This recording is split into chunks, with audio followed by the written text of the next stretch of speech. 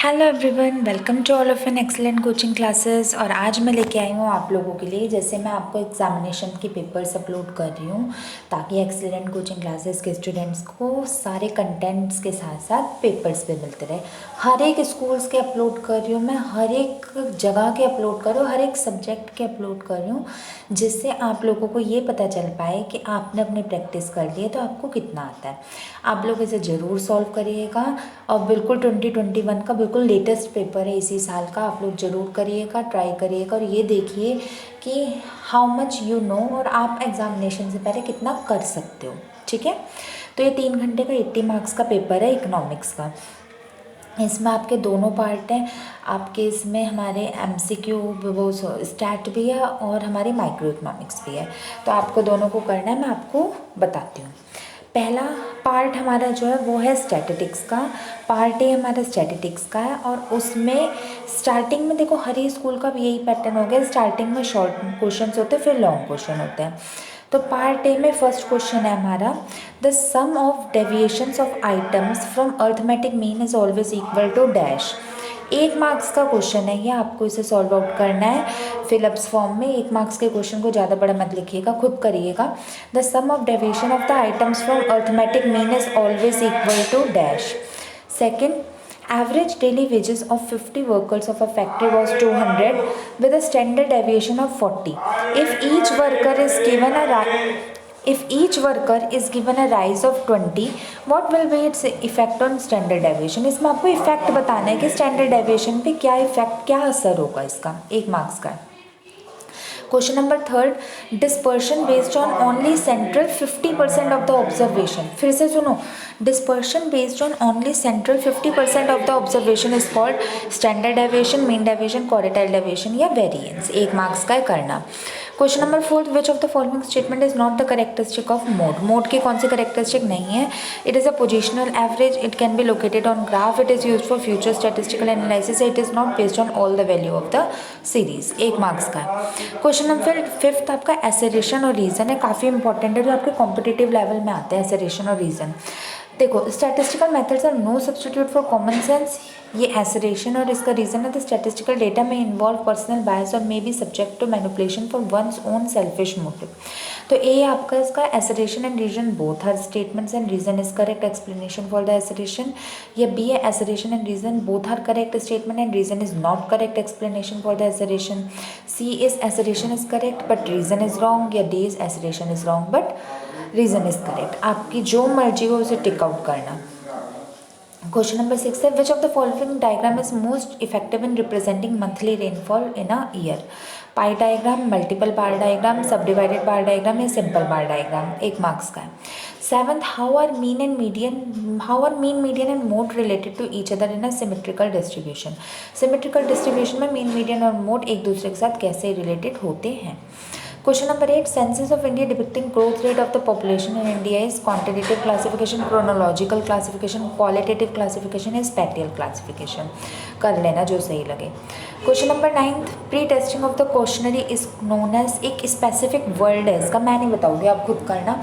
अगर आपको पूछना हो तो कमेंट सेक्शन में लिख के पूछ लेना, बट आप खुद करना कि प्री टेस्टिंग ऑफ क्वेश्चनरी का एक स्पेसिफिक वर्ड होता है, उसे क्या कहते हैं। Question number 10, the scores of 2 batsmen, Virat and Rohit, are given for last 20 cricket matches played by them. Which measures of central tendency will give better idea to ascertain who is better run scorer? Arithmetic mean, median, mode या quartile? देख लेना।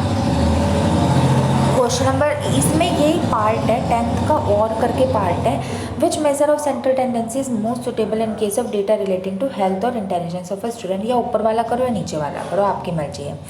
Question number 11 है हमारा, all statistics are numerical fact but all numerical facts are not statistics. काफ़ी important question है, मैं शुरू से ही कहती थी अपने वीडियोस में, आप इसका अच्छा सा रीज़न लिखना। 3 मार्क्स का क्वेश्चन है। क्वेश्चन नंबर 12 है, which of the following gives better result. कौन सा इफेक्टिव है, सेंसस ज़्यादा अच्छा है या सैम्पल ज़्यादा अच्छा है। आप इसे रीज़न सहित एक्सप्लेन करोगे। 3 मार्क्स का, या तो ये करो या आपको ये करना है, कैटेगराइज द फॉलोइंग वेरिएबल्स और discrete variables as a continuous variable, give reason, height of the students, distance covered या number of students in a class. अगर मेरा सजेशन पूछो तो ऊपर वाला कर लो, which of the following gives better result, census या सैम्पल वाला, वरना आपको आपकी मर्जी ये आता है तो ये भी कर लो। फिर क्वेश्चन नंबर 13 में आपको अर्थमेटिक लाइन ग्राफ बनाना है, जिसमें हमारे प्रॉफिट है, सेल्स है, प्रॉफिट है। आप इसे देख लो, मैं बोलती नहीं, pause the video to note it down. आप इसे अपने ग्राफ में प्लॉट करके देख लेना। ये आपका 4 मार्क्स का क्वेश्चन है। और ग्राफ के क्वेश्चन ग्राफ नोटबुक पे ही करना। अगर आपको स्कूल से ग्राफ ना मिले तो आप घर से ले जाइए, बट ग्राफ के क्वेश्चन को कभी भी कॉपी में करने की गलती मत करना। शार्प पेंसिल से करना, स्केल लिखना, गैप अच्छा लेना, अच्छे से लाइन ग्राफ पे प्लॉट करना।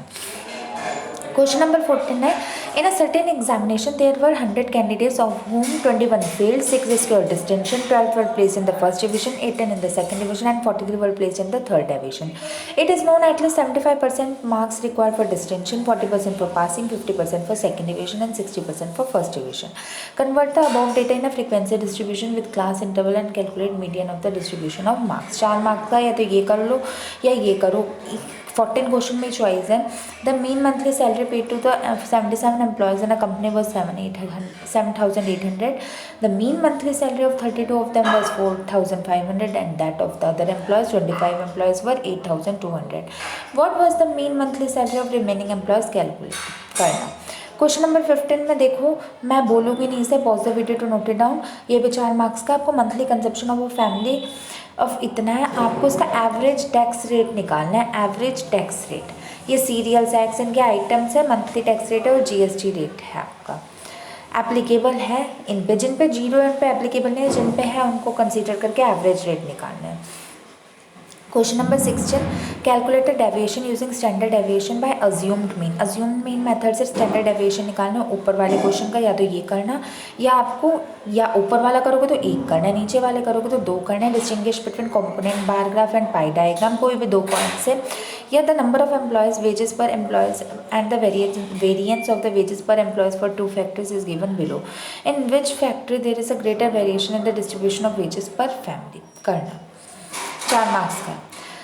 क्वेश्चन नंबर 17 में आपको क्या करना है, इसमें आपको कोफिशिएंट ऑफ कोरिलेशन निकालना। ध्यान से सुनो, coefficient of correlation annual growth rate पर, जीडीपी पर, फिर आपको इसका जो रिजल्ट है उसे इंटरप्रिटेट भी करना है। 6 मार्क्स का क्वेश्चन है। फॉर्मूला लगा के कोफिशिएंट ऑफ कोरिलेशन निकाल लेना। Pause the video to note it down. Video को रोक लो लिखने के लिए, ठीक है। देख लिया क्वेश्चन, फिर भी एक बार पॉज कर लेना।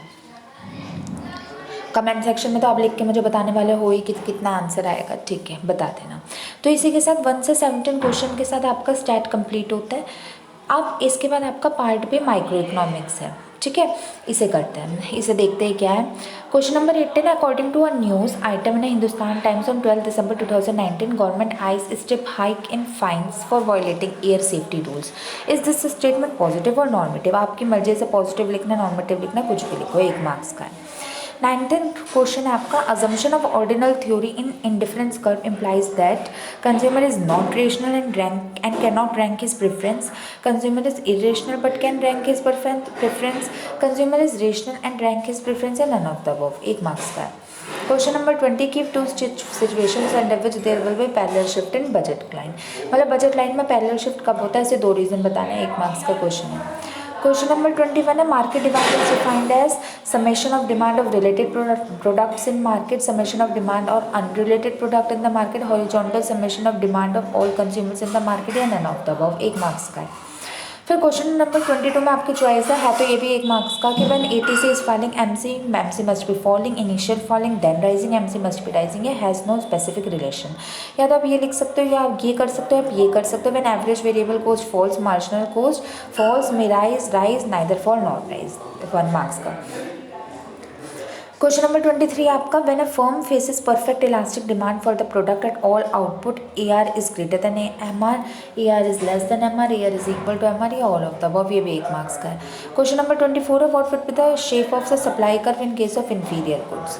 क्वेश्चन नंबर 25 है, depreciation is explicit cost, implicit cost, fixed cost या वेरिएबल कॉस्ट। आपको 2 ऑप्शन चूज करने हैं, both 1 3 1 4 1 2nd 3rd 2nd 4, you have to choose any 1 option. फिर क्वेश्चन नंबर 26 है, इसमें हमें करना है total product increases only when it's slopes increases, do you agree. अब मानते हो इस बात को, गिव रीजन। मानते हो या नहीं मानते, अपना रीजन दे देना 1 मार्क्स में। क्वेश्चन नंबर 27 है, suppose that there are 2 consumer in a market for a goods, their demand functions are D1 is equal to 30 - B and D2 is equal to 40 - 2 P find the market demand function. आपको इसमें market demand function find out करना है। 3 marks का। फिर question number 28 का ये part है, use law of diminishing marginal utility to law of demand. काफ़ी इंपॉर्टेंट है, ध्यान से सुनना। Use of law of diminishing marginal utility to drive law of demand. या तो ये करो या करो आप explain the concept of budget line and budget set using diagram. ठीक है। फिर क्वेश्चन नंबर 29 है, why is a firm demand curve the same as AR curve of the firm. ये करो या आप ये करो, profit is a part of total cost. या तो ये करो, या तो A और B करो 3 मार्क्स का, या पूरा ये कर लो law of variable proportion with the help of schedule and diagram 3 marks का है। ठीक है। फिर 30th का ए पार्ट है, use schedule and diagram describe the relation between TC and TF। मेरे बहुत अच्छे से चैनल पे सबके रिलेशन पड़े हुए हैं, प्लेलिस्ट में आप वहाँ पे जाके देख लेना।